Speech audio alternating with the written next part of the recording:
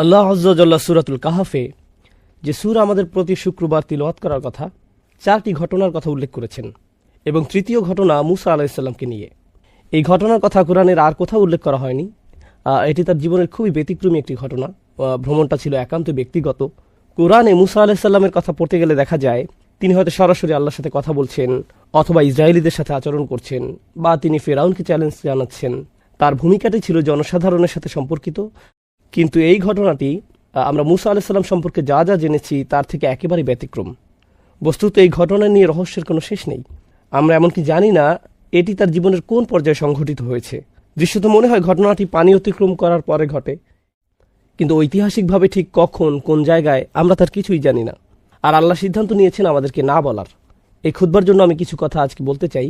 আল্লাহ কর্তৃক বর্ণিত এই গভীর তাৎপর্যপূর্ণ ঘটনা থেকে শুধু একটি বিষয় তুলে ধরব, আর তা হলো আল্লাহ আয্যা ওয়া জাল্লা মূসা আলাইহিস সালামের বর্ণনা দিতে গিয়ে বলেন, প্রথমত তিনি হলেন কোরআনের সর্বাধিক আলোচিত নবী।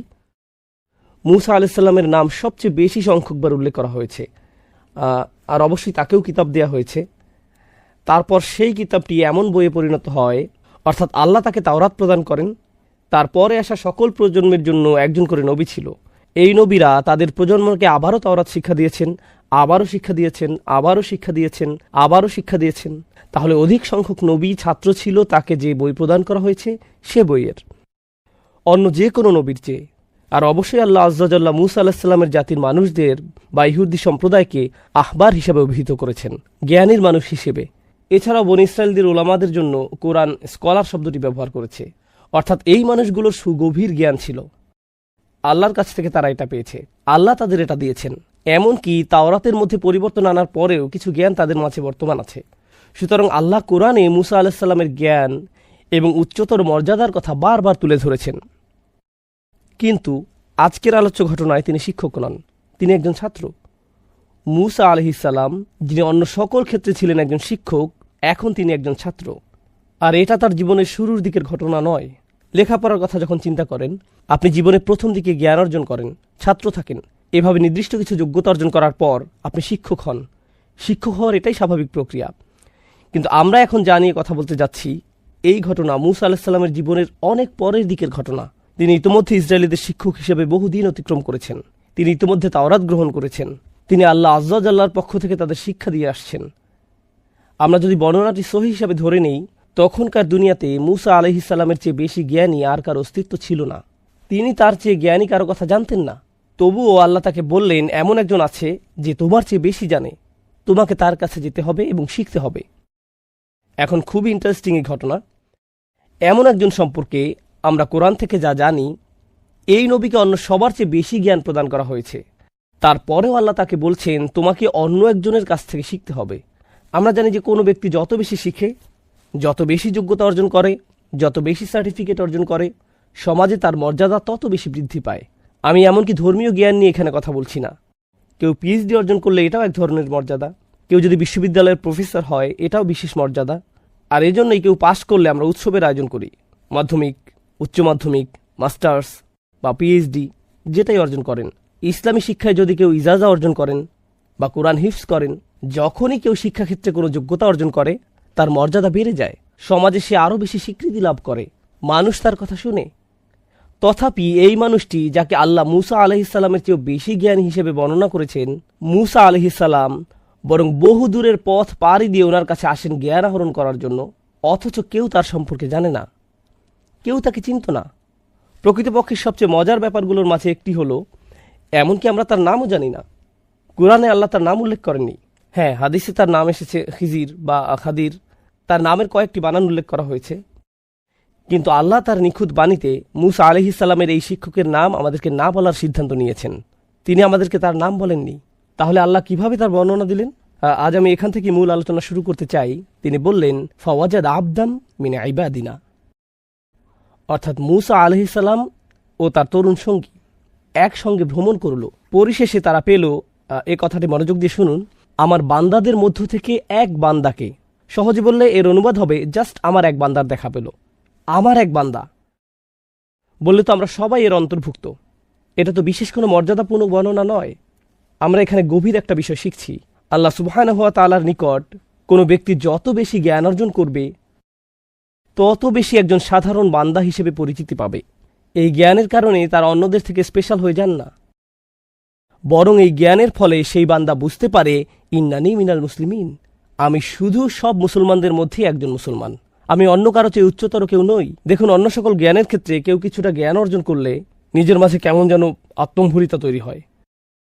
কোনো কনভেনশনে যোগ দিলে যদি তার পিএইচডি থাকে, তখন শুধু আব্দুল করিম লিখবে না, লিখবে ডক্টর আব্দুল করিম, পিএইচডি।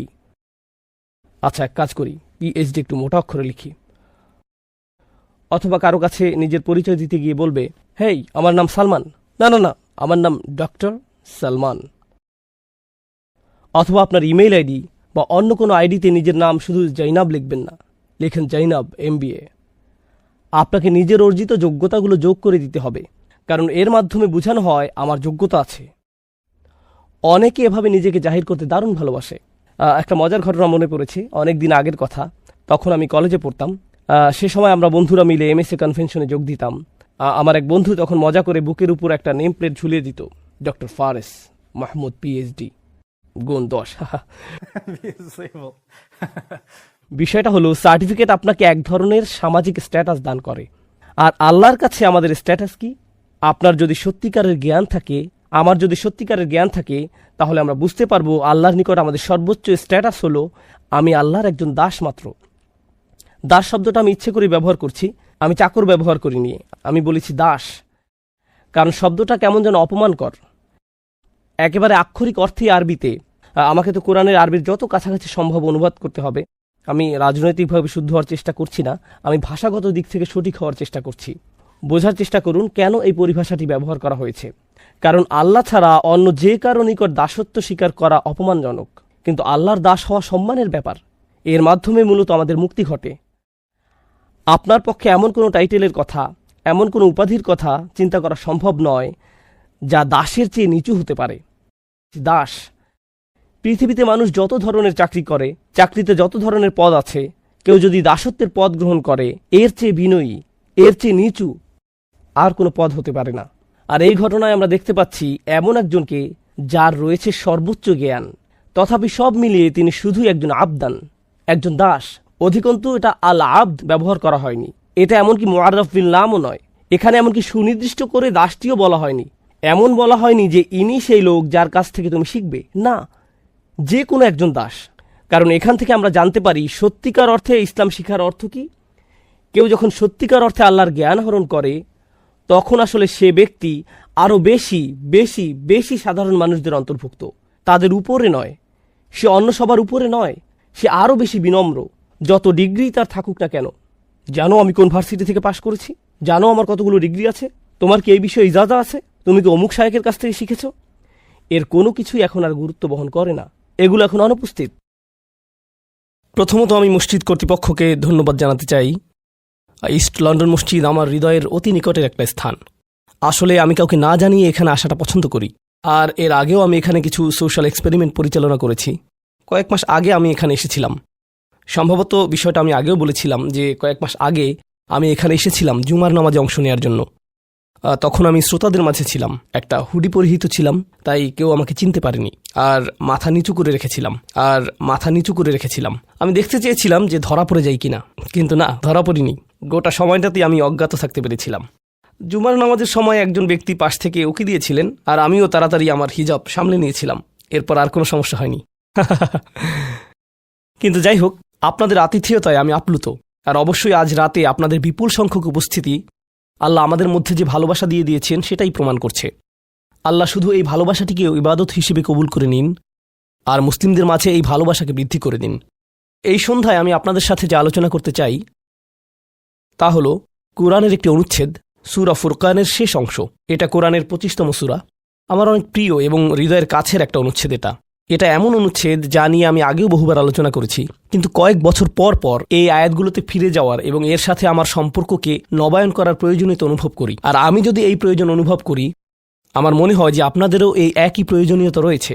তো এটাই হলো 25তম এই সূরাটি থেকে প্রাপ্ত কিছু শিক্ষা, আপনাদের সাথে আলোচনা করার পেছনের অনুপ্রেরণা।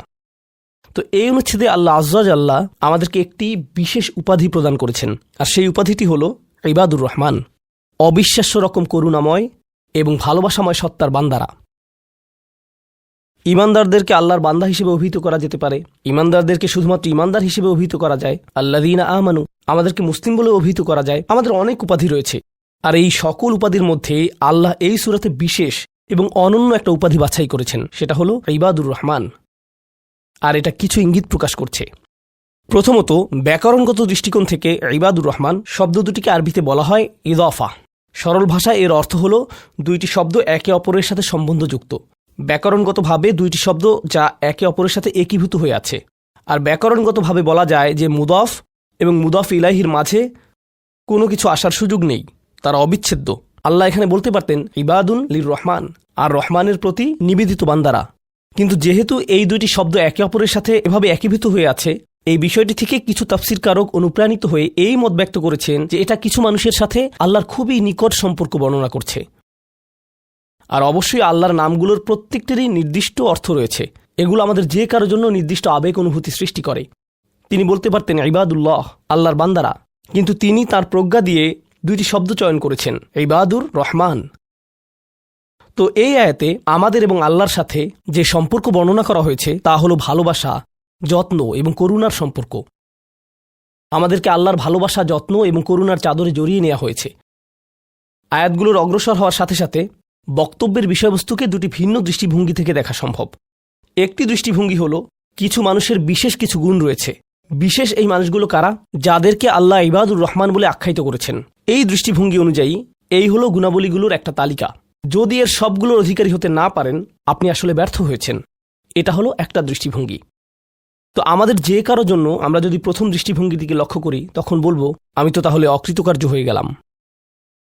কিন্তু এটাকে দেখার আরেকটা পরিষ্কার দৃষ্টিভঙ্গি রয়েছে, আর সেটা হলো এই প্রত্যেকটি হলো পৃথক শ্রেণীর মানুষের জন্য। তাদের প্রত্যেকেই হলেন পৃথক শ্রেণীর মানুষ। তাদের মধ্যে সাদৃশ্যপূর্ণ বৈশিষ্ট্য হলো তারা সকলেই ঈমানদার। কিন্তু এক্ষেত্রে একটা বিষয় হলো, আর এই ধারণাটি আমি সূচনায় আপনাদেরকে বলবো, আমরা সকলে একরকম নই। যেমন আজকের জুমার পর এক নারীর সাথে আমার সাক্ষাৎ হয়েছে। তিনি আমার কাছে এসে বললেন, আমি প্রতিদিন 3 ঘন্টা ধরে তাহাজ্জুদের নামাজ পড়ি। আক্ষরিকভাবে এটাই তিনি আমাকে জিজ্ঞেস করেছিলেন, এটা কি ঠিক আছে? আর আমি বলেছিলাম, আপনাকে এজন্য পুরস্কৃত করা উচিত। কারণ অনেকের জন্য নিয়মিত 5 মিনিট তাহাজ্জুদ পড়াও অসম্ভব। কখনো কখনো মানুষের জন্য সময় মতো ফজরের নামাজে ওঠাও অত্যন্ত কঠিন হয়ে যায়। আর এই নারী 3 ঘন্টা নামাজ পড়ছেন। আমি বললাম, কিসের তাড়নায় আপনি এটা করতে পারছেন? তিনি বললেন, কি করব আমি, টিভি দেখব? তার চেয়ে বরং আল্লাহর সাথে কথা বলে সময় কাটাই। এটাই তিনি আমাকে বলেছেন। আমি সম্মানিত বোধ করছি যে তিনি আমার কাছে এসে প্রশ্নটি করেছেন। আমার উচিত ছিল তার কাছ থেকে পরামর্শ নেয়া, এমন মানুষের কাছ থেকে যারা আল্লাহর নৈকট্যপ্রাপ্ত। আমি যা বলতে চাচ্ছি তা হলো, আমরা সকলে একরকম নই। তিনি যা করেছেন আমি তা করতে পারবো না। আমি সত্য কথা বলছি। এই নারী যা করেন আমি তা করতে সক্ষম নই, আর আমি তার এই যোগ্যতার প্রতি সম্মান জানাই। আল্লাহ এই অভ্যাস বজায় রাখতে তাকে দৃঢ়তা দান করুন। কিন্তু আমরা তো জানি এমন মানুষ রয়েছেন যারা অন্যদেরকে সাহায্য করার ক্ষেত্রে অসাধারণ। তাদের যোগ্যতা, তাদের পারদর্শিতা হলো অন্য মানুষকে সাহায্য করা। আরেক ধরনের মানুষ রয়েছে যাদের এই গুণটি রয়েছে যে যখন তারা মানুষের চারপাশে থাকেন, মানুষ ভালো অনুভব করে। এটাই তাদের যোগ্যতা। আপনি শুধু তাদের কাছে যাবেন, যদি তারা কোনো কথা নাও বলেন, আপনি শুধু তাদের সাথে সময় কাটাবেন, তখন নিজের ভেতর একটা প্রশান্তি অনুভব করবেন, শান্তি অনুভব করবেন। আল্লাহ আমাদের সকলকে বিচিত্র যোগ্যতা দিয়েছেন। এই অনুচ্ছেদের ব্যাপারে এই বিষয়টাই আমার কাছে অনেক বেশি বিশ্বাসযোগ্য মনে হয় যে এটা বিভিন্ন ঈমানদারদের জন্য বিভিন্ন বিচিত্র গুণাবলীর উল্লেখ করেছে। ঈমানদারদের একটি শ্রেণীর বিশেষ এক ধরনের গুণাবলী রয়েছে, ঈমানদারদের অন্য একটি শ্রেণীর অন্য ধরনের গুণাবলী রয়েছে। সেটা তাদেরকে বিশেষ বৈশিষ্ট্যমণ্ডিত করে। আর আমরা যখন এই আয়াতগুলোতে অগ্রসর হব, আপনি হয়তো দেখবেন যে প্রথমটি আমার সাথে মিলছে না।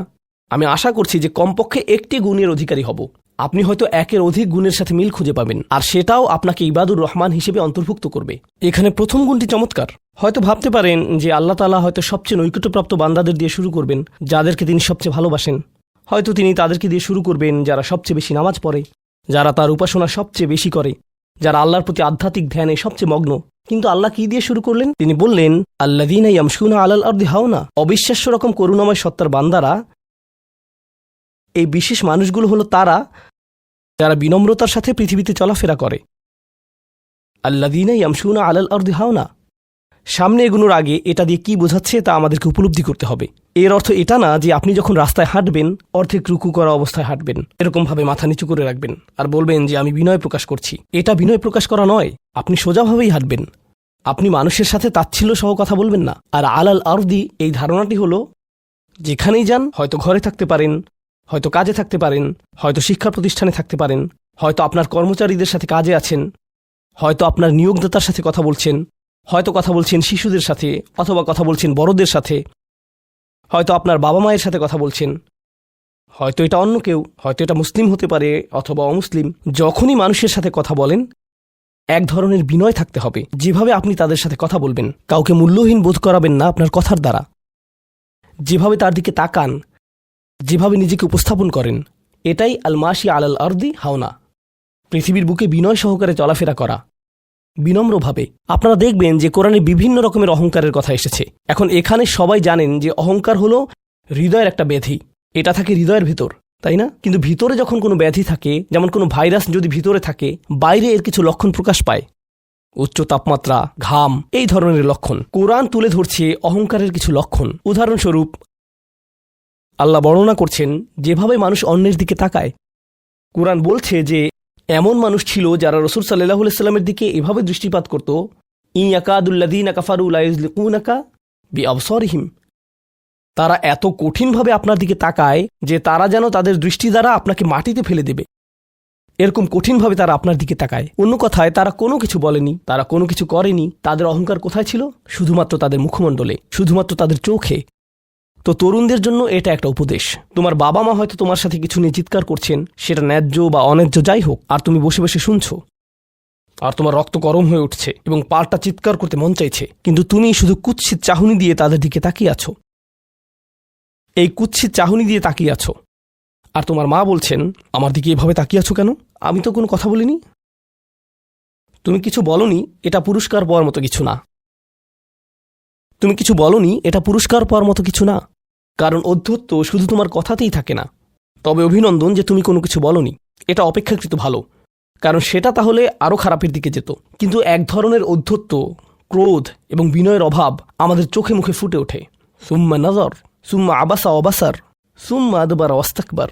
শুধু যেভাবে কারো দিকে তাকান, শুধু যেভাবে ভ্রু কুঁচকান, শুধু যেভাবে চোখ ঘুরান, কখনো কখনো যেভাবে কারো দিকে তাকান, কখনো কখনো যেভাবে কারো দিকে না তাকান। কেউ আপনাকে সালাম দিয়েছে, আপনি তার দিকে তাকালেন না, অন্যদিকে ফিরলেন এবং তা উপেক্ষা করলেন, অথবা শুধু ওয়ালাইকুম আসসালাম বললেন।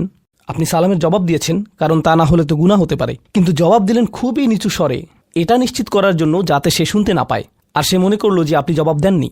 এরকম যে আল্লাহ জানেন যে আমি জবাব দিয়েছি, কিন্তু আমি তাকে এটা জেনে পরিতৃপ্তি লাভ করতে দিব না যে আমি তার সালামের জবাব দিয়েছি। তো যখন সে এসে বলে যে ভাই আমি তো আপনাকে সালাম দিয়েছি, আপনি জবাব দেননি, আমি তো জবাব দিয়েছি, এটাও হাউন এর অভাব। আল্লাযীনা ইয়ামশুনা আলাল আরদি হাওনা, মানুষের প্রতি বিনয়, শিশুদের প্রতি করুণা, বয়স্কদের প্রতি করুণা, এমন মানুষদের প্রতি করুণা যারা এর যোগ্য না। আর প্রসঙ্গক্রমে এর অর্থ এটা না যে আপনাকে অপমান করার সুযোগ আপনি মানুষকে করে দিবেন। এমন পরিস্থিতি আছে আমাদের পরিবারগুলোতে, আমাদের বন্ধুবান্ধবের মাঝে, আমাদের পরিসরে, যেখানে কিছু মানুষকে অবমাননাকর হিসেবে পাবেন। এমনটা ঘটে। আপনার পরিবারে এমন মানুষ রয়েছে, কখনো কখনো আপনার পিতামাতাও এরকম হতে পারেন। এটা খুবই কষ্টদায়ক বিষয়, এটা খুবই অন্যায্য বিষয়, আর আপনাকে এগুলো সবসময় শুনতে হয়, বারবার শুনতে হয়। শ্রোতাদের ভিতরে এমন নারী রয়েছেন যাদেরকে আমি দেখতে পাচ্ছি না, তারা পর্দার আড়ালে রয়েছেন, কিন্তু তারা যে অবস্থাতেই থাকেন, হয়তো শ্বশুরবাড়ির আত্মীয় অথবা ভাই বোন বা অন্য কারো কাছ থেকে তাদের কথা শুনতে হয়, আর তাদের এটা সব সময় শুনতে হয়, আর এগুলো শুনে তাদের রক্ত গরম হয়ে যায়। তখন কি করবেন? আপনাকে তখনও বিনয় ধরে রেখে যা করা শিখতে হবে তা হলো প্রথমত সেরকম পরিস্থিতি থেকে দূরে থাকবেন। যদি জানেন যে মেজাজের ভারসাম্য হারিয়ে ফেলবেন, তখন সেখান থেকে বেরিয়ে যান। এই মুহূর্তে আমি এই আলোচনায় অংশ নিতে পারবো না, দুঃখিত, আমি একটু হাঁটতে যাব। রাগে বিস্ফোরিত হয়ে যাওয়ার আগে এটা থেকে বেরিয়ে যান। এটাই প্রথমত এবং প্রধানত ইয়ামশুনা আলাল আরদি হাওনা। যুক্তিসঙ্গতভাবেই আয়াতটিতে এর সাথে যা সম্পর্কিত, ওয়া ইযা খাতাবাহুমুল জাহিলুনা ক্বালু সালামা, অল্প অল্প করে অবিশ্বাস্য কিছু শিক্ষা এখানে প্রদান করা হয়েছে। আরবি ভাষায় ইদা অর্থ যদি না, এর অর্থ যখন। যখন বিরক্তিকর ব্যক্তিরা, যখন সেই ব্যক্তিরা যাদের নিজস্ব নিয়ন্ত্রণ নেই, এরা যখন তাদের সাথে কথা বলে, যখন মূর্খ লোকেরা তাদের সাথে কথা বলে, এখানে বলা হচ্ছে না যে যদি তারা কথা বলে, বরং আয়াতে বলা হচ্ছে যখন তারা কথা বলে। আল্লাহ আমাকে এবং আপনাকে জানিয়ে দিচ্ছেন যে এমন লোক সব সময় থাকবে যারা আমাদের উদ্দেশ্যে কথা বলবে, যারা আমাদের সাথে আলোচনায় অংশ নিবে, যারা আমাদের সাথে ভাব প্রকাশ করবে। তাদের আচরণ হয়তো ভালো হবে না, এরকমটা ঘটবে, এটা এড়াতে পারবেন না। এই ধরনের অপ্রীতিকর অভিজ্ঞতার শিকার আপনাদের প্রত্যেককেই হতে হবে, আমি সহ। এমন লোক থাকবে যারা জাহেল। এখানে জাহেল অর্থ উপলব্ধি করুন। জাহেল অর্থ শুধুমাত্র মূর্খ না। যখন মুসা আলাইহিসসালামকে গরুর বাছুর সম্পর্কে জিজ্ঞেস করা হলো, তিনি বলেছিলেন যে তোমাদেরকে একটি গরু কুরবানি করতে হবে। আর তারা বলেছিল, তুমি কি তামাশা করছো? আতাত্তাখিদুনা হুজুয়া, তুমি কি আমাদের সাথে উপহাস করছো? আমাদেরকে গরু কুরবানি করতে হবে? এখানে আমাদের সামনে জটিল পরিস্থিতি রয়েছে, কিন্তু কোনো গরু কুরবানির প্রয়োজন নেই। তিনি আসলেই রেগে গেলেন। আপনারা জানেন যখন মুসা আলাইহিসসালাম রেগে যান তখন তিনি কিছু একটা করে ফেলতে পারেন। তো তিনি তৎক্ষণাৎ আল্লাহর কাছে প্রার্থনা করলেন এবং বললেন, আউযু বিল্লাহি আন আকুনা মিনাল জাহিলিন, আমি জাহেলদের অন্তর্ভুক্ত হওয়া থেকে আল্লাহর আশ্রয় প্রার্থনা করি। এর অর্থ মূর্খ নয়, কারণ স্পষ্টতই মুসা আলাইহিসসালাম ছিলেন পৃথিবীর জ্ঞানী মানুষদের একজন। তিনি অজ্ঞতা নিয়ে কথা বলছেন না। তিনি বলছেন, আমি আমার আবেগের উপর নিয়ন্ত্রণ হারানো থেকে, মেজাজের নিয়ন্ত্রণ হারানো থেকে আল্লাহর আশ্রয় প্রার্থনা করছি, এমন জিনিস বলা থেকে অথবা করা থেকে যা আমি এখন করতে চাই, কিন্তু আমাকে নিজেকে সংযত করতে হবে। এখন এই উপলব্ধি থেকে আলোচ্য আয়াতটিতে আসুন। এরকম মানুষ রয়েছে যারা সবচেয়ে জঘন্য কথা বলে, কিন্তু তাদের কোনো লাগাম নেই। কথাগুলো আপনার হৃদয় থেকে এসে মস্তিষ্ক হয়ে এরপর তা জিহ্বাতে যাওয়া উচিত, কিন্তু এই পথে কিছুটা লাগাম থাকতে হবে। আমার হয়তো এটা বলা উচিত না, আমি কিছু একটা অনুভব করছি, হয়তো গালি বের হয়ে যাবে, সেটা গলায় পৌঁছে গিয়েছে, কিন্তু সেটা আমার মুখ দিয়ে বেরিয়ে আসা উচিত না, আমার সেটা গিলে ফেলা উচিত। কিন্তু কিছু মানুষ রয়েছে, তাদের মাথায় যা আসে তাই বলে ফেলে।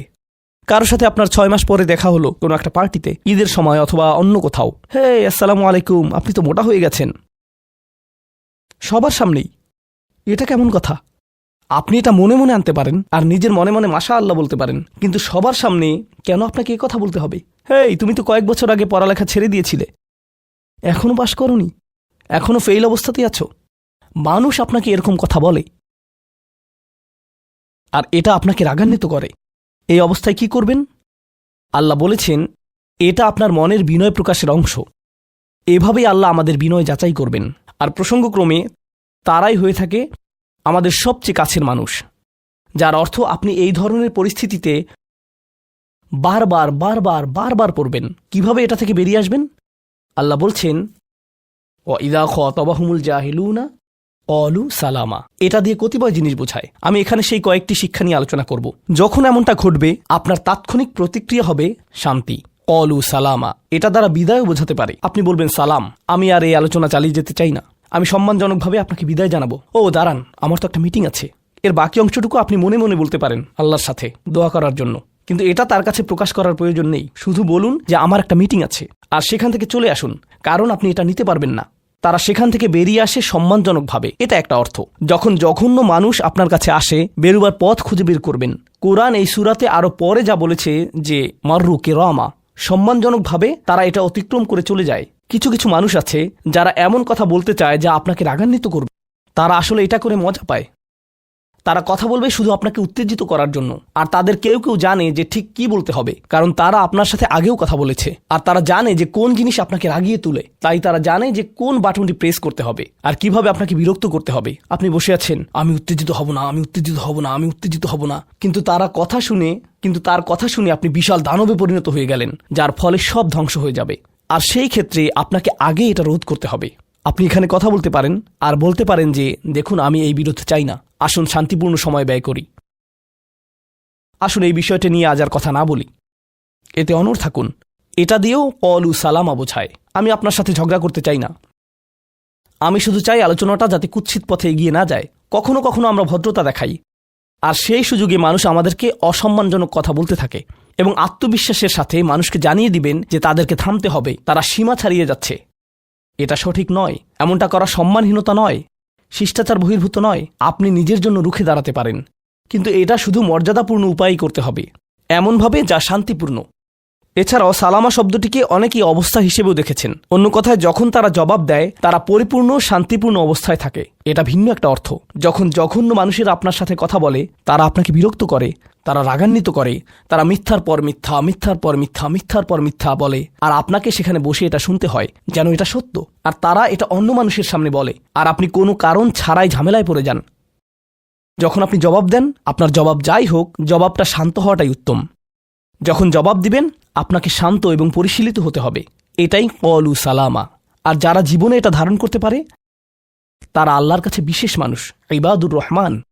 অন্য কথায়, এই অনুপ্রেরণাটিকে আমাদের মনে রাখতে হবে। সেই রকম সময়ে যেই ব্যক্তির সাথে আপনি কথা বলছেন সে এর যোগ্য না, বরং সে হয়তো চপটাঘাত পাওয়ার যোগ্য। আপনাদের কেউ কেউ হয়তো প্রতিউত্তর দেয়ায় খুবই পারদর্শী।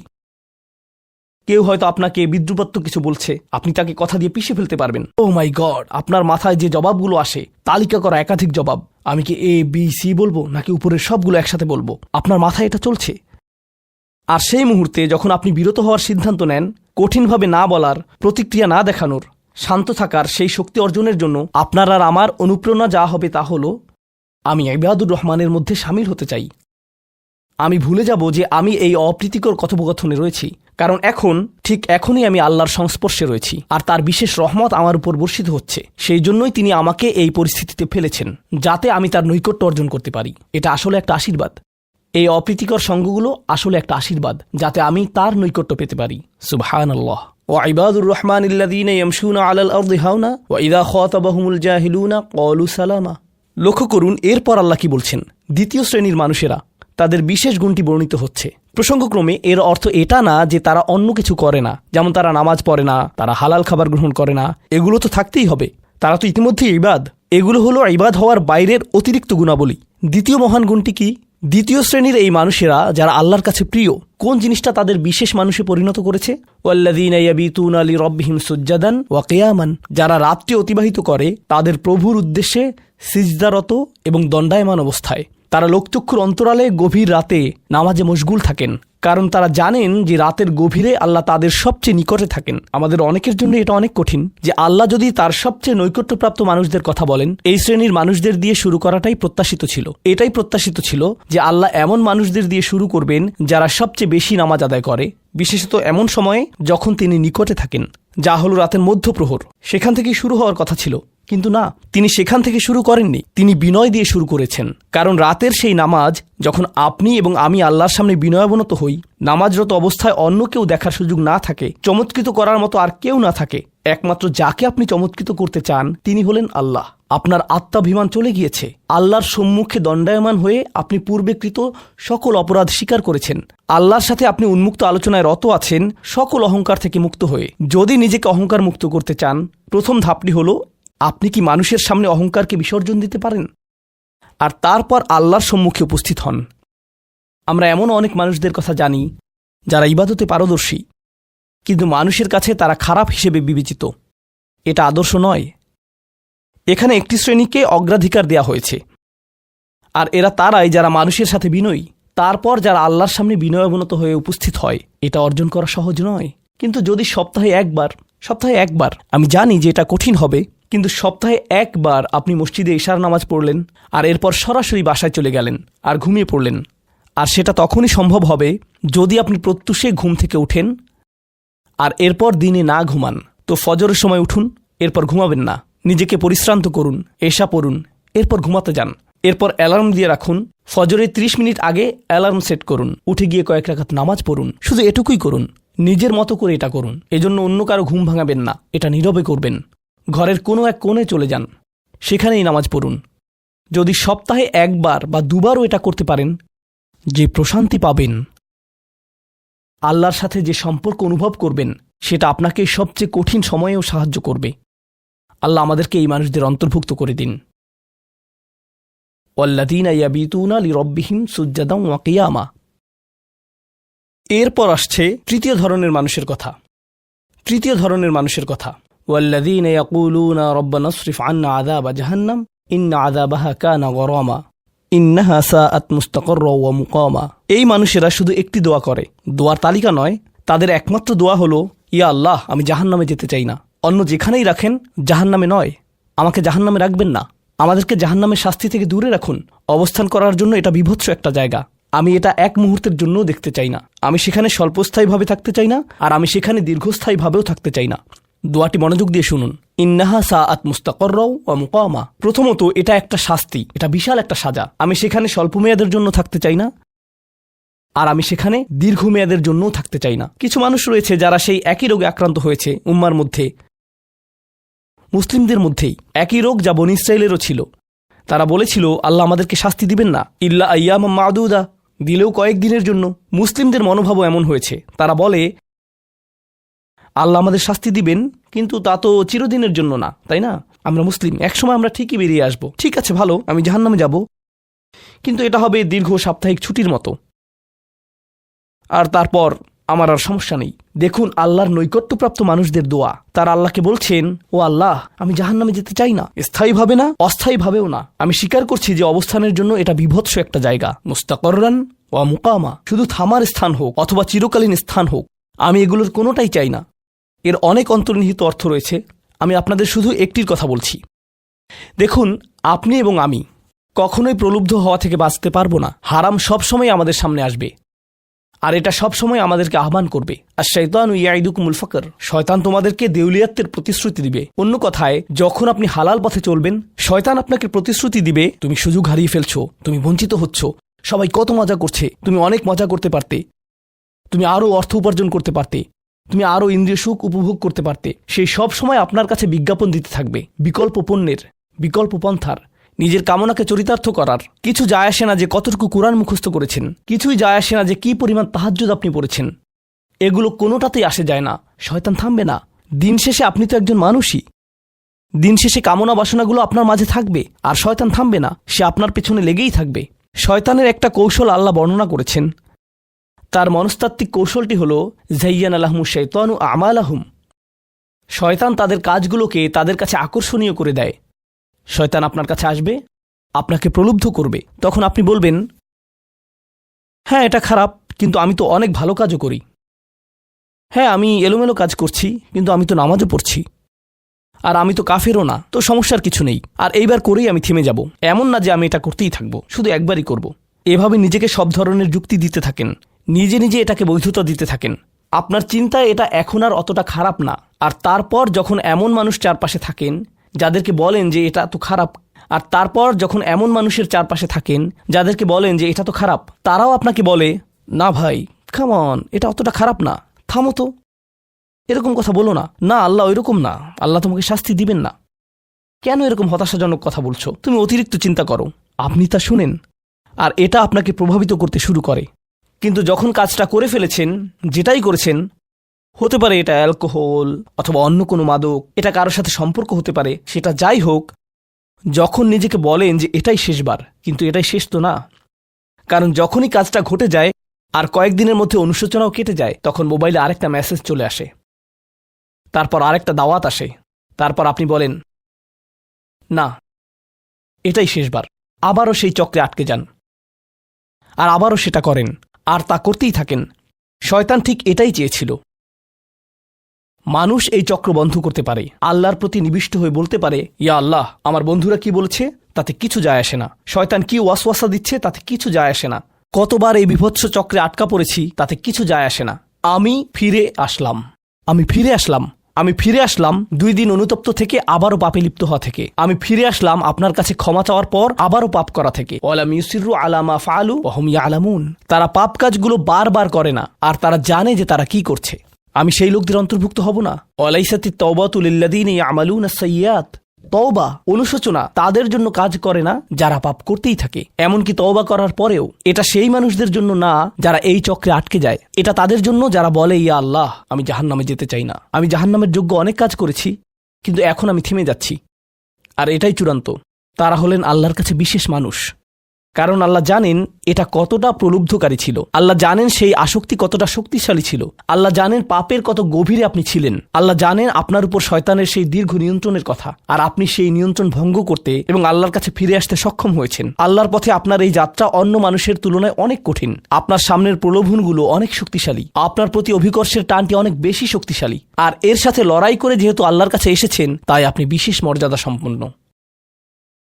এটা মনে করবেন না যে আমি তাহাজ্জুদ পড়ি না তাই আমি অতটা ভালো না, অথবা আমি আরবি জানি না, বা আমি এখনো সম্পূর্ণ কোরআন পাঠ করিনি, আর আমি তাজবিদের নিয়মগুলো জানি না। না না না না না, আপনার বিশেষত্ব এজন্য না যে আপনি 17 বার হজ করেছেন। আপনার জ্ঞান এবং ইবাদতের জন্য আপনি আল্লাহর কাছে বিশেষ না, আপনি আল্লাহর কাছে বিশেষ মর্যাদা সম্পন্ন, কারণ আপনি পাপ থেকে বেরিয়ে এসেছেন। আর আপনি শুধু তার ভয়েই ভীত। এটাই আপনাকে আল্লাহর কাছে বিশেষ মর্যাদা সম্পন্ন করে। তাই আপনিও ইবাদুর রহমান। তো এখান থেকে আল্লাহ আমাদেরকে সম্পূর্ণ বিপরীত দিকে নিয়ে যাচ্ছেন। এই প্রত্যেক শ্রেণী সম্পর্কে চিন্তা করুন, কিভাবে এগুলো আপনার সাথে প্রাসঙ্গিক, কিভাবে আপনি আল্লাহর কাছে বিশেষ মর্যাদা সম্পন্ন হতে চান, কিভাবে আপনি আল্লাহর নৈকট্য পেতে চান, কিভাবে আমি আল্লাহর নৈকট্য পেতে চাই। আমাদের কাছে এটা আসলে কতটা মূল্যবান। পাপ হলো এক প্রকারের ভালোবাসা। আমরা এর মোহে পড়ে যাই, আমরা এতে আসক্ত হয়ে যাই। আর এই অনুচ্ছেদটি আসলে ভালোবাসার একটা প্রতিযোগিতা। কারণ আপনি ইন্দ্রিয় সুখ ভালোবাসেন, আপনি এই পাপগুলোকে ভালোবাসেন, আর আপনি তা ছাড়তে চান না, কারণ এতে আপনার সুখানুভূতি নষ্ট হবে। আর অন্যদিকে আল্লাহ বলছেন, আমি আমার নিজের দ্বারা সেই সুখকে প্রতিস্থাপন করে দিব,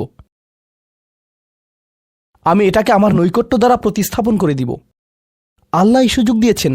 আপনার নিজেকে এই সমীকরণের আলোকে সিদ্ধান্ত নিতে হবে।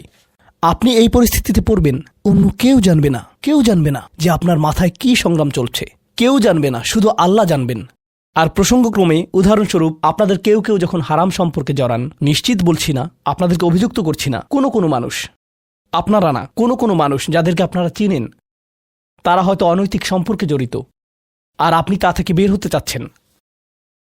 তো আপনি এই আলোচনা শুনে তাকে মেসেজ দিলেন, আমি আর এটা করতে পারবো না। সে উত্তর দিল, তুমি কি আমাকে ভালোবাসো না? তুমি এখন আমাকে ঘৃণা করো? তুমি কি মনে করো যে আমি তোমার জাহান্নামে যাবার কারণ? আমি কি এতটাই খারাপ? এখন আপনি বলছেন, না তুমি অতটা খারাপ না, না আমি তোমাকে ভালোবাসি, তুমি মোটেই খারাপ না, তুমি অনেক ভালো। ঠিক আছে, যদি আমার সাথে সম্পর্ক সমাপ্ত করতে চাও, আজকে রাতে আমার সাথে দেখা করো, আর আমার মুখের সামনে এটা শেষ করো। না, এটা আমি করতে পারবো না। ঠিক আছে, তুমি আমাকে ঘৃণাই করো। আচ্ছা ঠিক আছে, আমি আসছি। এটা আবার শুরু হয়ে গেল। আর এরপর আপনি আবারও তওবা করতে চান। দেখতে পাচ্ছেন, এটা শুধুমাত্র আপনি না, আপনি হয়তো আবেগগতভাবে কোনো কিছুতে জড়িয়ে যেতে পারেন, আর এখন আপনি আবেগগতভাবে ব্ল্যাকমেইলের শিকার হচ্ছেন। এর দ্বারা আপনি খারাপ বোধ করবেন। আপনাকে এর বিরুদ্ধে যুদ্ধ করতে হবে, আপনাকে এটা অবদমন করতে হবে, আর আপনাকে উপলব্ধি করতে হবে যে আপনি হয়তো কাউকে হতাশ করছেন, কিন্তু আল্লাহকে সন্তুষ্ট করছেন। আর আপনি এটা শুধু নিজের জন্যই করছেন না, বরং এটা ওই মেয়ের জন্যও করছেন, বা ওই ছেলের জন্যও করছেন যে আপনার মেসেজের জবাব দিচ্ছে। সে আল্লাহর সামনে দাঁড়াবে, এটাও আপনি চান না। আপনি যদি তাকে আসলেই ভালোবাসেন, শুধুমাত্র যদি তাকে কামনা না করেন, বরং তাকে ভালোবাসেন, তাহলে আপনি তাকেও রক্ষা করতে চাইবেন। তো এখন আমরা খুবই অপ্রত্যাশিত স্থানে চলে যাচ্ছি। আল্লাহর কাছে আরও কে বিশেষ মর্যাদা সম্পন্ন? আল্লাযীনা ইযা আনফাকু লাম ইউসরিফু ওয়া লাম ইয়াকতুরু ওয়া কানা বাইনা যালিকা কওয়ামা। এই মানুষেরা যখন তারা অর্থ ব্যয় করে, তারা সকল অর্থ উড়িয়ে দেন না, তারা অতিরিক্ত খরচ করেন না, আর তারা কৃপণও নয়। তারা অনেক বেশি খরচ করেন না, আর তারা অনেক কমও খরচ করেন না। তাদের বাজেট ভারসাম্যপূর্ণ। বাজেটের সাথে আল্লাহর নৈকট্যের সম্পর্ক কি? সম্পর্ক রয়েছে, কারণ আল্লাযীনা ফি আমওয়ালিহিম হাক্কুন মালুম, তাদের অর্থে অন্যদের অধিকার রয়েছে যা সুবিদিত। আপনার পিতামাতার অর্থনৈতিক সহায়তা প্রয়োজন, আপনার সন্তান, আপনার ভাই বোন, আপনার স্ত্রীর প্রয়োজন, এমন অনেক ক্ষেত্র রয়েছে যার জন্য আপনার অর্থ প্রয়োজন। কিন্তু যখন আপনি প্রয়োজনহীন জিনিসে আসক্ত হয়ে পড়েন, আর আপনার অর্থ যখন ব্যয় হয় সিনেমার পর সিনেমা, সিনেমার পর সিনেমায়, সাবস্ক্রিপশনের পর সাবস্ক্রিপশনে, গেমের পর গেম, এরপর গেমে, গাড়ির জন্য নতুন যন্ত্রাংশ কেনার পেছনে, যেই চাকা দেখতে উল্টো দিকে ঘূর্ণায়মান, তার প্রয়োজন আপনার নেই। সেগুলো আপনি দেখবেন না যখন আপনি গাড়ি চালাবেন, সেটা অন্য কেউ দেখবে। এগুলো ঘুরবে অন্য কারোর জন্য, আপনার জন্য না। যন্ত্রাংশ অথবা ডিভাইস, আপনি নতুন আইফোন ছাড়াও বেঁচে থাকবেন, এতে কোনো ক্ষতি হবে না। স্যামসাং যদিও কিছুটা বিপজ্জনক, তারপরও অনেক বোনেরা পার্স অথবা ব্যাগের জন্য এমনটা করেন। ও আল্লাহ, এই ব্যাগগুলোর কোনোটার দাম কয়েক লাখ টাকা। বলছি না যে আপনি এগুলোর কোনোটাই কিনতে পারবেন না, কিন্তু আল্লাহ বলছেন ঠিক আছে খরচ করো, কিন্তু অতিরিক্ত খরচ করো না। আপনাদের কারো কারো জন্য আবার সবচেয়ে খুশির বিষয় হলো টাকা ধরে রাখা। আপনি স্ত্রীকে সাথে নিয়ে সুপার শপে গিয়েছেন, তিনি 1 প্যাকেট দুধ নিলেন। আমাদেরকে এত বেশি দুধ প্রয়োজন, ছোট প্যাকেট নিতে পারো না? ডিসকাউন্টের জন্য অপেক্ষা করতে পারো না? এটা দুধ, এটা ডিম, এগুলো নিয়ে কৃপণতা না করলে হয় না? এমন মানুষ রয়েছে যারা প্রাপ্য মানুষদের টাকা ধরে রাখে। আপনার সন্তানদের অর্থ প্রয়োজন, তাদের চলার জন্য কিছুটা পকেট খরচ প্রয়োজন, আপনার স্ত্রীর কিছুটা অর্থ প্রয়োজন। যদি তিনি গৃহ ব্যবস্থাপনার দায়িত্বে থাকেন আর তিনি নিজে উপার্জন না করেন, আর তিনি আপনার কাছে বলেন আমি কি 500 টাকা পেতে পারি? কিসের জন্য তোমার টাকা প্রয়োজন? আমাকে সম্পূর্ণ প্রতিবেদন প্রদান করবে। সকল রিসিট দেখাবে। দাঁড়ান, 1 মিনিট থামুন। এটা লাম ইয়াকতুরু, এটা আপনার জন্য চ্যালেঞ্জ হতে পারে। আপনি যদি আল্লাহর নৈকট্য লাভ করতে চান, আপনার পরিবারের খাবারের প্রসঙ্গ আসলে তাদেরকে জঞ্জালের মতো বিবেচনা করবেন না। আপনার জন্য সর্বোত্তম খরচের খাত হলো আপনার পরিবার। নিজের পরিবারের সাথে এরকম খারাপ আচরণ করবেন না, কিন্তু অতিরিক্ত খরচও করবেন না। অন্যরা এমন আছে যারা টাকা উড়ায়। আল্লাহ হয়তো আপনাকে কিছুটা অর্থ দিয়েছেন, আর আপনি আপনার 16 বছরের সন্তানকে BMW কিনে দিলেন যাতে সে রাস্তার পাশে লাগিয়ে দিয়ে অ্যাক্সিডেন্ট করতে পারে, আর তারপর তাকে আরেকটা কিনে দিলেন। না না না, আপনি এমনটাও করতে পারবেন না। লাম ইউসরিফু ওয়ালাম ইয়াকতুরু ওয়া কানা বাইনা যালিকা কওয়ামা। তারা একটি ন্যায্য ভারসাম্যপূর্ণ পন্থা অবলম্বন করে এই দুই অবস্থার মাঝে অবস্থানের জন্য।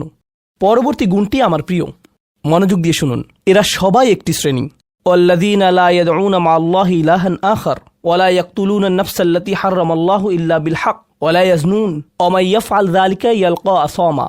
তারা আল্লাহর পাশাপাশি অন্য কোনো উপাস্যের কাছে প্রার্থনা করে না, আর আল্লাহর পাশাপাশি অন্য কোনো উপাস্যের কাছে প্রার্থনা না করা অবস্থায় তারা কাউকে হত্যা করে না, এবং তারা ব্যভিচারে লিপ্ত হয় না। 3টি বিষয়। তারা আল্লাহ ছাড়া কারো কাছে প্রার্থনা করে না, এর সাথে রয়েছে তারা হত্যা করে না, এবং তারা ব্যভিচার করে না। 3টি বিষয় একসাথে। 3টি বিষয় একসাথে। এটা তো অসাধারণ কোনো অর্জন নয়। কেউ বলতে পারে যে হ্যাঁ, আমি তো তালিকায় এসে পড়েছি, আমি কাউকে হত্যা করিনি। কিন্তু জানেন কেন এটা বৈশিষ্ট্য সূচক? কারণ এই বিষয়গুলো খুবই প্রাথমিক স্তরের, তাই না? অন্য অনেক কবিরা গুনাহ রয়েছে, কিন্তু আল্লাহ বলছেন যে তোমরা আল্লাহর কাছে বিশেষ মর্যাদার অধিকারী হতে পারবে যদি তোমরা শুধু এটুকু করো। কেন এটা বিশেষ মর্যাদাপূর্ণ? মক্কার মানুষদের কথা চিন্তা করুন, সেই সমাজের কথা চিন্তা করুন যার মাঝে কোরআন এসেছিল। সেই মানুষগুলো 1000 বছর ধরে শিরকে লিপ্ত ছিল। হত্যা তাদের কাছে সাধারণ বিষয়ে পরিণত হয়েছিল। জিনা কোনো বিষয়ই ছিল না। আর এগুলো বড় বিষয় ছিল না তাদের পূর্বপুরুষ অথবা তাদের পূর্বপুরুষ অথবা তাদের পূর্বপুরুষের কাছে। এগুলো ছিল জীবনেরই অংশ। জীবন ছিল গ্যাংস্টারের মতো। আর যখন তারা এই সকল কিছু ছেড়ে আল্লাহর কাছে আসলো, তাদের পরিবার কি বলেছিল যে ও তুমি তো এখন মুসলিম, কংগ্রাচুলেশনস। তাদেরকে সকল ধরনের বিভৎস অভিজ্ঞতার সম্মুখীন হতে হয়েছিল, তাদের প্রিয় মানুষদের কাছ থেকে, তাদের সমাজ থেকে, তাদের বন্ধুবান্ধবদের কাছ থেকে, কারণ তারা সেই অপরাধগুলো ত্যাগ করেছিলেন, তাই না? কিছু মানুষের জন্য শুধুমাত্র ঈমান গ্রহণ করা, শুধুমাত্র অপরাধী জীবন থেকে বেরিয়ে আসা, শুধুমাত্র জিনা থেকে বেরিয়ে আসা ছিল এতটাই বড়। আপনারা যারা সম্মানিত পরিবারে বেড়ে উঠেছেন, পরিশুদ্ধ পরিবেশের মাঝে ছিলেন, আপনার জন্য সেই ধরনের বিপত্তিতে না পড়াটা সহজ, অথবা সহজতর। এখনকার সময়ে যে কোনো কিছুই সহজ। কিন্তু আপনাদের যারা অমুসলিম অবস্থা থেকে এসেছেন, আপনি চারপাশে অপরাধ সংঘটিত হতে দেখেছেন, আপনি চারপাশে মাদকের আসর দেখেছেন, আপনি চারপাশে নারী লিপ্সা দেখেছেন, প্রত্যেক সাপ্তাহিক ছুটির দিনই ক্লাবে যেতেন, আর তারপর আপনি আল্লাহর পথে আসলেন, আপনি ঈমান গ্রহণ করলেন। সেই জীবন থেকে আপনার এই যাত্রাটি ছিল বিশাল এক যাত্রা, আর আল্লাহ এটা স্বীকার করেছেন এবং বলেছেন যে এটা বেশ বড় ব্যাপার যে কিছু মানুষ এমনটা করেছে। শুধু এই বিবেচনায় তারা বিশেষ মর্যাদাময়, তারা অন্য কিছু জানে না, তাদের ব্যাপক কোনো জ্ঞান নেই। কিন্তু মূল বিষয় হলো তারা আল্লাহর সন্তুষ্টির জন্য হিজরত করেছেন, তারা সেই বড় পাপগুলো থেকে আল্লাহর অভিমুখে যাত্রা করেছেন। এটা অবিশ্বাস্য। কিন্তু এই আয়াতগুলোতে আল্লাহর করুণা এখনও সমাপ্ত হয়নি। প্রথমত সেই 3টি বিষয় যা আমি উল্লেখ করেছি, শিরক বা আল্লাহ সম্পর্কে অশ্রদ্ধা প্রদর্শন করা, হত্যা এবং ব্যভিচার, এগুলো অনেক বড় পাপ। তো আল্লাহ কি বলছেন? ইউদাআফ লাহুল আযাবু ইয়াউমাল কিয়ামা ওয়া ইয়াখলুদ ফীহি মুহানা। এমন মানুষের জন্য শাস্তি দ্বিগুণ করা হবে, আর তারা সেখানে থাকবে অপমানিত অবস্থায়। এই পাপগুলো আল্লাহর কাছে ছোট বিষয় না, বিশেষত 3টা পাপ একসাথে। কিন্তু প্রসঙ্গক্রমে সবচেয়ে খারাপ অপরাধ শিরক। সবচেয়ে খারাপ অপরাধের মধ্যে দ্বিতীয়টি হলো যখন আপনি একজন ব্যক্তিকে হত্যা করেন। এটা কাকে হত্যা করার সমতুল্য? গোটা মানবজাতিকে। এটা হলো দ্বিতীয় বৃহত্তম অপরাধ। আর তারপর তৃতীয় বৃহত্তম অপরাধ কোনটি? জিনা। এই 3টি একসাথে এসেছে একটি আয়াতে। সেজন্য আল্লাহ বলছেন যে এই ব্যক্তিটি বিশেষ ধরনের শাস্তি পাবে, আর সে এই শাস্তিতে রয়ে যাবে অপমানিত অবস্থায়। কিন্তু এমনকি খারাপের ভিতর সবচেয়ে খারাপ, এরপর সবচেয়ে খারাপ ব্যক্তিটি, এই ব্যক্তিটি এজন্য সবচেয়ে খারাপ না যে সে একটি জিনিস করছে, বরং সে সবচেয়ে খারাপ কারণ সে 3টি জিনিসই করেছে। 3টি জিনিসই করেছে। এটা জাহান্নামের হ্যাট্রিক অর্জনের মতো। আর সম্পর্কে আল্লাহ কি বলছেন? তিনি বলছেন ইল্লা মান তাবা ওয়া আমানা ওয়া আমিলা আমালান সলিহা। অর্থাৎ যে অনুতপ্ত হয়েছে, ঈমানের পথে ফিরে এসেছে এবং তখন থেকে ভালো কাজ শুরু করেছে। তার জন্য নিয়মের ব্যতিক্রম হবে। এটা উপলব্ধি করাটা গুরুত্বপূর্ণ। আল্লাহ বর্ণনা করছেন নিকৃষ্টের মধ্যে নিকৃষ্ট, তার চেয়েও নিকৃষ্ট। আর তারপর বলেছেন এমনকি সেই ব্যক্তির ক্ষেত্রেও যদি সে আমার কাছে ফিরে আসে আমি তাকে শাস্তিতে নিক্ষেপ করব না। কিন্তু এতটুকু যথেষ্ট না। আমরা কথা বলছি ইবাদ আর রহমানের ব্যাপারে, যিনি অবিশ্বাস্য রকমের করুণাময় সত্তা। তো তিনি তাদেরকে শুধুমাত্র জাহান্নাম থেকে রক্ষা করেই ক্ষান্ত হবেন না, তিনি আরও কি করবেন? ফাউলাইকা ইউবাদদিলুল্লাহু সাইয়্যাতিহিম হাসানাত, সেই মানুষগুলোর মহাপাপগুলোকে প্রতিস্থাপিত করবেন। আর আমি আপনাদেরকে মনে করিয়ে দিচ্ছি সেই পাপগুলো কি? শিরক। ইন্না শিরকা লাযুলমুন আযীম, হত্যা। কাআন্নামা কাতালান নাসা জামিআ, সে যেন গোটা মানবজাতিকে হত্যা করল। এবং জিনা, ব্যভিচার, সবচেয়ে বড় পাপ এগুলো। আল্লাহ বলছেন যে পাহাড় সমান তাদের এই সমগ্র পাপ কাজগুলোকে আমি প্রতিস্থাপন করে দিব ভালো কাজ দিয়ে। কিন্তু তারা এখনও কোনো ভালো কাজ করেনি, তারা এখনও নামাজ পড়েনি, তারা এখনো ইবাদত করেনি, তারা এখনো হজ করেনি, তারা এখনো দান করেনি। তারা মূলত যা করেছে তা হলো অনুতপ্ত হয়েছে। আর এখন থেকে তারা ভালো কাজ করবে। আল্লাহর জন্য এতটুকুই যথেষ্ট। তাদের পাহাড়সম পাপগুলো নিবেন, যা তাদেরকে চিরকাল জাহান্নামে নিক্ষেপ করতে অপমানিত অবস্থায়। আর তিনি এই পাহাড়সম পাপগুলোকে নিয়ে পাহাড়সম ভালো কাজে পরিবর্তিত করে দিবেন। এটাই আল্লাহ করবেন তাওবাকারীদের জন্য। আপনিও বিশেষ মর্যাদার অধিকারী হবেন। শুধু তাওবা করুন। তো আপনি যখন বসে বসে এটা শুনছেন আর ভাবছেন আমি তো বেশ বড় ভুল করে ফেলেছি, এখানে হয়তো এমন কেউ বসে আছে যিনি কাউকে হত্যা করেছেন, এরপর জেলে গিয়েছেন এবং মুক্তি পেয়েছেন। কিভাবে আল্লাহ আমাকে ক্ষমা করবেন? আপনাদের কেউ কেউ হয়তো ব্যভিচারের ভুল করে ফেলেছেন, আল্লাহ আপনাদেরকে রক্ষা করুন।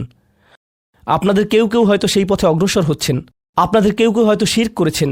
সকল ধরনের অপরাধ সংঘটিত হচ্ছে আর মানুষ সকল ধরনের অপরাধে লিপ্ত হচ্ছে। আপনি যদি তওবা করেন এবং আল্লাহর কাছে ফিরে আসেন, এই সকল অপরাধ শেষ হয়ে যাবে। কিন্তু এরপর আপনাকে ভালো পথে চলতে হবে। ও আমিলা আমালান সলিহা ফাউলাইকা ইউবাদদিলুল্লাহু সাইয়্যাতিহিম হাসানাত। অন্য কথায়, যখন আপনি আল্লাহর কাছে ফিরে আসবেন, এটা প্রকৃত অর্থেই প্রত্যাবর্তন হতে হবে, এটা কৃত্রিম হতে পারবে না। ওয়া কানাল্লাহু গফুরুর রহিমা, আর আল্লাহ সর্বদাই ক্ষমাশীল, অতিমাত্রায় ক্ষমাশীল, সর্বদা প্রেমময়, যত্নশীল এবং করুণাময়। আমার সময় ফুরিয়ে যাচ্ছে, কিন্তু আপনাদের সাথে আরও কয়েকটা বিষয় শেয়ার করতে চাই। আসুন এই তালিকাটা প্রথমে শেষ করি। এটা শেষের দিকে। কেউ বলতে পারে যে আমি শিরক করিনি, আমি হত্যা করিনি, আমি জিনাও করিনি, আমি শুধু ছোট বিষয়গুলো করেছি। যেমন আমি ফজরের নামাজ পড়িনি, একদিন ফ্রিজ থেকে আমার ভাইয়ের চকলেট মিল্ক চুরি করে খেয়েছি, বেশ কয়েকবার বাবার সাথে চড়া মেজাজে কথা বলেছি, আরেকদিন একটা পার্টিতে কিছুটা গীবত করে ফেলেছি। কিন্তু আমি হত্যা করিনি। এই তওবা তো আসলেই খারাপ অপরাধীদের জন্য। তাহলে আমার কি হবে? সাধারণ পাপীদের কি হবে? বাকি আমরা যারা রয়েছি, কারণ তারা হলো উঁচু স্তরের পাপী, তাই না? তো পরবর্তী আয়াত বলছে, তোমরা বাকি যারা রয়েছ,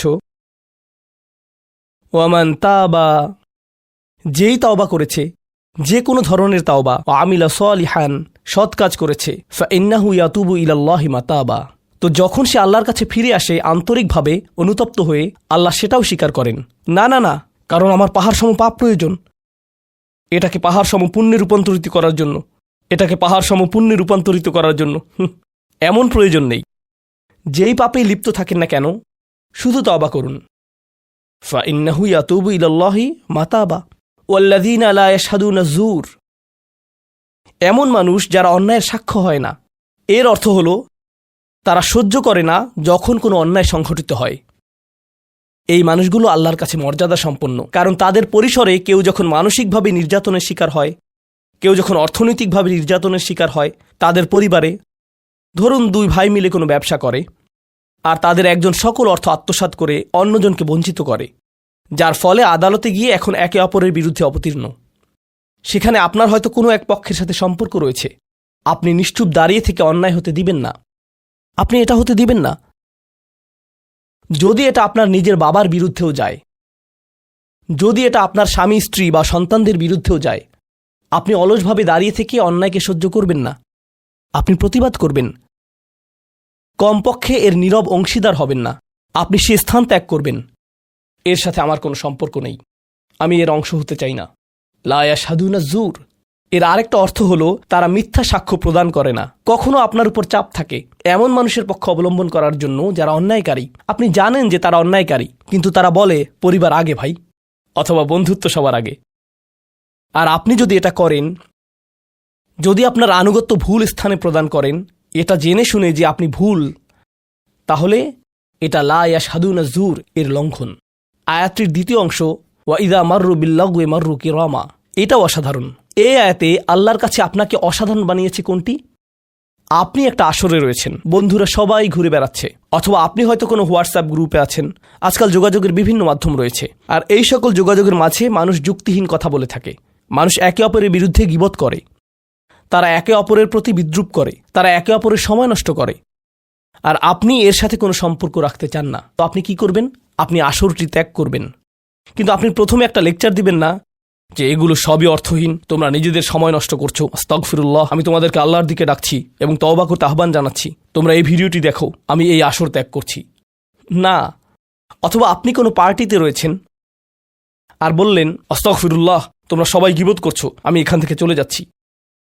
ওয়া ইযা মাররু বিল্লাগwi মাররু কিরামা, যখন তারা এই ধরনের আসরের পাশ দিয়ে যায়, যখন তারা এই ধরনের পরিস্থিতির সম্মুখীন হয়, তারা সেখান থেকে বেরিয়ে আসে সম্মানজনক উপায়ে, মাররু কিরামা। অন্য কথায়, তারা তাদের নিজস্ব মর্যাদা রক্ষা করে। তারা এমন অবস্থায় পড়ে না যা অন্যদেরকে এবং তাদের নিজেদেরকে অপমানিত করে, আর এই প্রক্রিয়ায় তারা অন্য কাউকে খারাপ বোধও করায় না।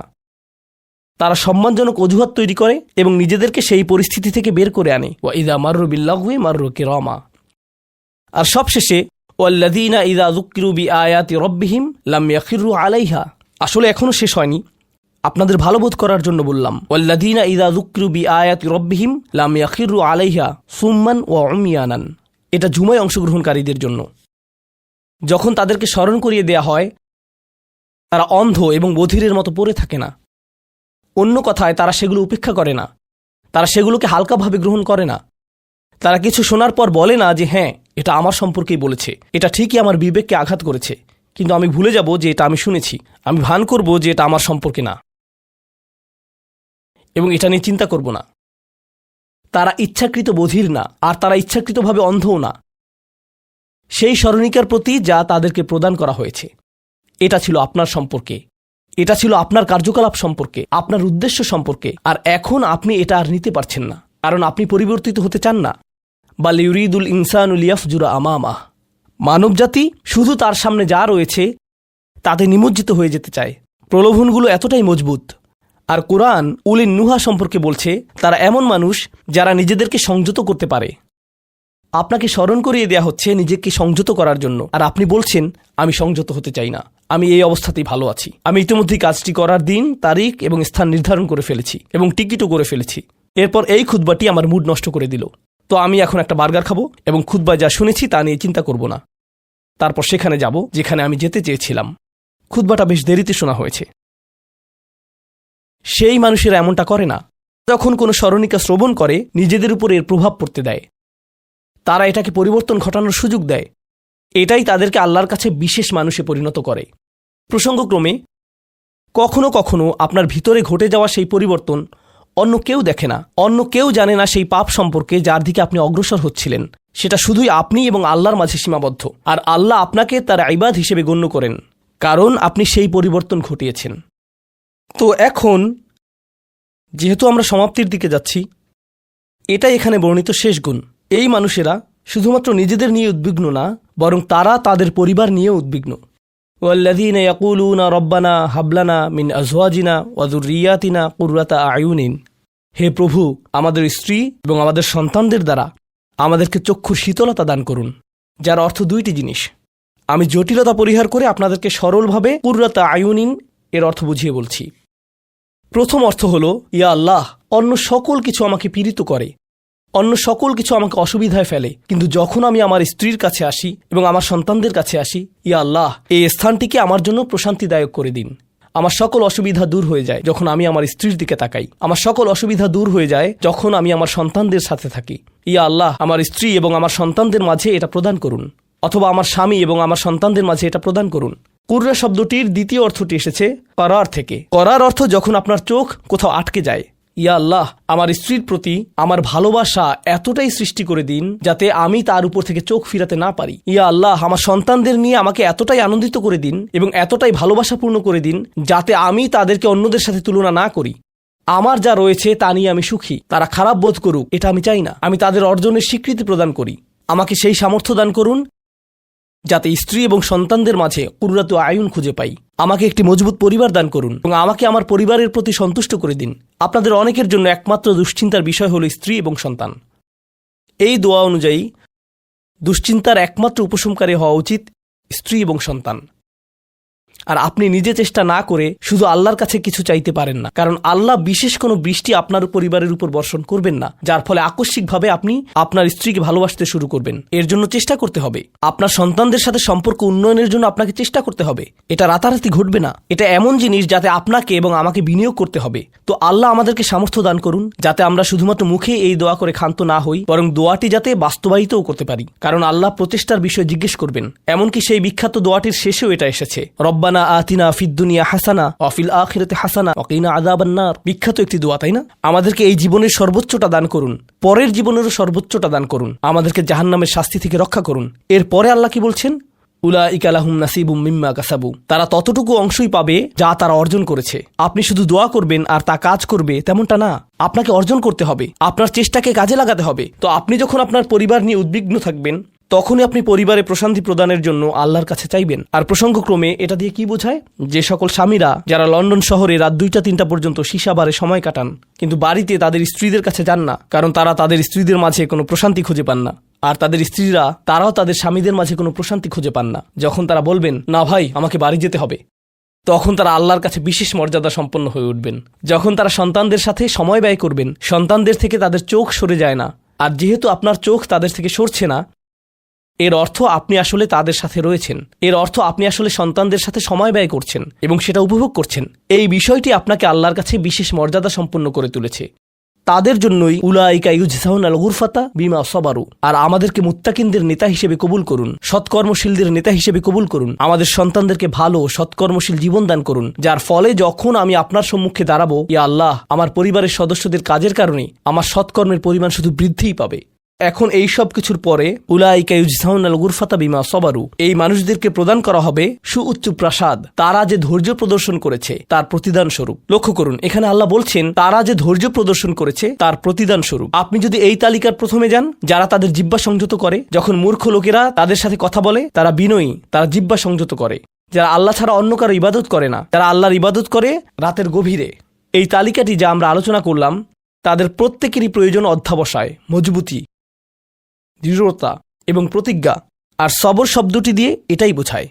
এই মানুষগুলো পুরস্কৃত হবেন তারা যে দৃঢ় প্রতিজ্ঞা দেখিয়েছেন তার জন্য। তারা এর জন্য প্রতিজ্ঞাবদ্ধ ছিলেন। ওয়ায়ুলাক্কাউনা ফিহা তাহিয়াতান ওয়া সালামা, তাদেরকে সেখানে অভ্যর্থনা করা হবে অভিবাদন ও সালাম সহকারে। আল্লাহ তাদের জন্য অভিবাদন প্রেরণ করবেন। আল্লাহ শুধুমাত্র তাদেরকে ভালোবাসবেন না, বরং তিনি তাদেরকে এখন সম্মানিতও করছেন। এরা হলেন আল্লাহ কর্তৃক বিশেষ পুরস্কার প্রাপ্ত।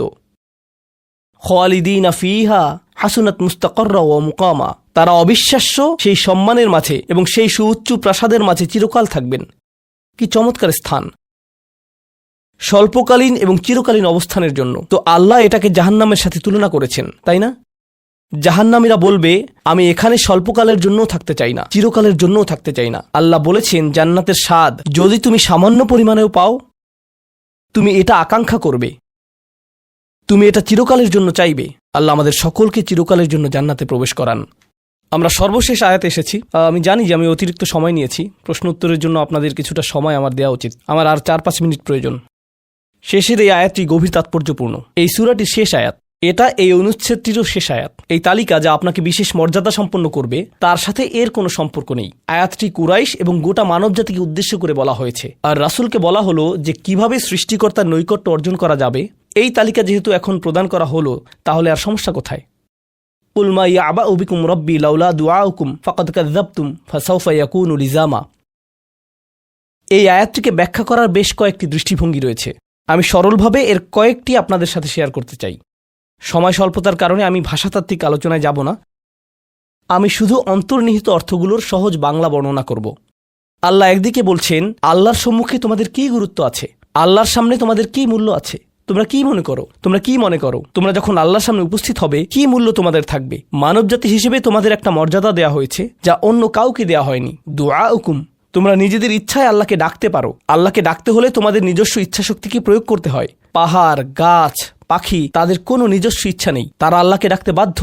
ওয়া ইম মিন শাইইন ইল্লা ইউসাব্বিহু বিহামদিহি ওয়ালাকিন লা তাফকাহুনা তাসবিহাহুম। তোমরা আল্লাহর কাছে মূল্যবান যদি একটি জিনিস না থাকে, আর তা হলো তোমাদেরকে বাছাই করা হয়েছে তাঁকে ডাকার জন্য, কিন্তু তোমরা সেই দায়িত্বকে পরিত্যাগ করেছ।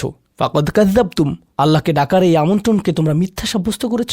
ফাসাউফা ইয়াকুনু লিজামা, এই শাস্তি তোমাদেরকে পরিত্যাগ করবে না, এটা হবে এমন জিনিস যা থেকে তোমরা মুক্ত হতে পারবে না। এটা প্রথম অর্থ। আয়াতটির আরেকটি অর্থ হলো আল্লাহ কাফেরদের এবং যারা সকল ধরনের পাপ কাজ করে তাদেরকে বলছেন, আমার কাছে তোমাদের কোনো মূল্য নেই, আর তোমাদের এখনও টিকে থাকার একমাত্র কারণ হলো তোমাদের মধ্যে কিছু মানুষ রয়েছে যারা এখনও আমাকে ডাকে। পৃথিবীর বুকে এখনও কিছু ইমানদার রয়েছে যারা এখনও আল্লাহর উদ্দেশ্যে ক্ষমা প্রার্থনা করে, আর তারাই একমাত্র কারণ যে জন্য তোমরা এখনও বেঁচে আছো। আয়াতের তৃতীয় অর্থটি কাফেরদের উদ্দেশ্যে এবং এমন মুসলিমদের উদ্দেশ্যে যারা আল্লাহ থেকে অনেক দূরে রয়েছে, তাদের জন্য এটা প্রযোজ্য। আল্লাহ বলেছেন, তোমাদের কী মূল্য রয়েছে আমার কাছে? তোমরা নামাজ পড়ো না, তোমরা আনুগত্য করো না, তোমরা হালাল উপার্জন করো না, তোমরা সকল আদেশ লঙ্ঘন করো, কিন্তু কোনো কারণে মরিয়া হয়ে যদি তুমি আমাকে ডাকো, তারপরও আমি তোমাকে যথাযোগ্য মূল্যায়ন করব। এখনও তোমাকে সুযোগ দিয়ে যাচ্ছি, লাউলা দুআউকুম, কিন্তু মোটের উপর তুমি এখনও এই সকল কিছুকে মূল্যহীন বিবেচনা করছো। তুমি স্বীকার করছো না যে আমি তোমাকে যা কিছু দিয়েছি এবং যা কিছু করতে বলেছি তা আসলে তোমার কাছে অর্থবহ। তুমি এই সকল কিছুকে মূল্যহীন এবং মিথ্যা বিবেচনা করছো। তোমার এই স্বভাব পরিবর্তন করো, কারণ শীঘ্রই এটা স্থায়ীভাবে লেগে থাকা শাস্তিতে পরিণত হবে। আল্লাহ এটা বলেননি যে তোমাকে শাস্তি দেয়া হবে, বরং তিনি বলেছেন শীঘ্রই তোমাকে শাস্তি দেয়া হবে, শীঘ্রই তুমি এটা থেকে আর মুক্ত হতে পারবে না। অর্থাৎ তোমার জন্য এখনও সুযোগ রয়েছে, বদলে যাও। আয়াতটির আরেকটা অর্থ হলো, হে কুরাইশরা, যদি আল্লাহ তোমাদেরকে কোরআনের মাধ্যমে আহ্বান না করতেন তাহলে অন্য কোন জিনিস তোমাদেরকে মূল্যবান সাব্যস্ত করত? আল্লাহ তোমাদেরকে এই কিতাবটি দিয়ে সম্মানিত করেছেন, আর সর্বোপরি আল্লাহ আপনাকে এবং আমাকে এই কোরআন দিয়ে সম্মানিত করেছেন। তারপরেও তোমরা এটাকে সম্পূর্ণরূপে অগ্রাহ্য করছো। তোমরা এই কিতাবের কোনো মূল্যায়ন করছো না, আল্লাহর এই বাণীকে মূল্যায়ন করছো না। এখনও সময় আছে, নিজেকে সংশোধন করো। এবং আল্লাহ তার কথা বলার জন্য যে তোমাদেরকে বেছে নিয়েছেন তার গুরুত্ব অনুধাবন করো।